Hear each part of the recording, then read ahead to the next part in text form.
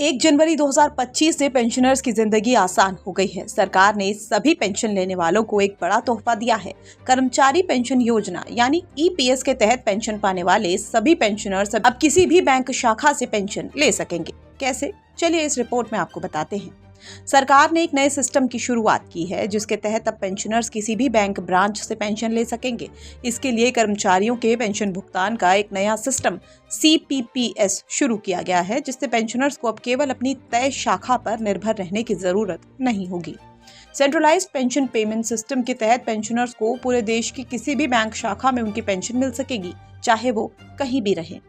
पहले पेंशनर्स को अपनी पेंशन प्राप्त करने के लिए अपनी शाखा बदलनी पड़ती थी, लेकिन अब ये समस्या खत्म हो जाएगी।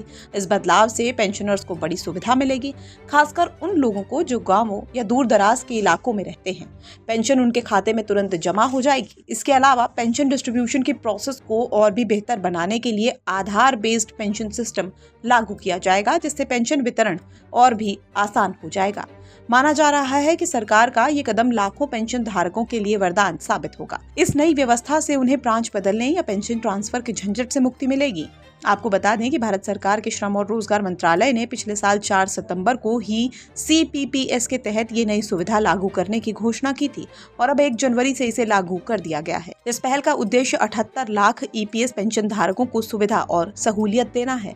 अगर एक नजर पहले की पेंशन व्यवस्था पर डालें तो वो कुछ ऐसी थी कि अगर पेंशन धारक रिटायरमेंट के बाद किसी नए शहर में बस जाते थे तो उन्हें पेंशन पेमेंट ऑर्डर यानी PPO को ट्रांसफर करवाने या बैंक बदलने जैसे लंबे प्रोसेस से होकर गुजरना पड़ता था। ये प्रक्रिया समय लेने वाली और परेशानी भरी थी, लेकिन CPPS लागू होने के बाद ये सब इतिहास बन जाएगा।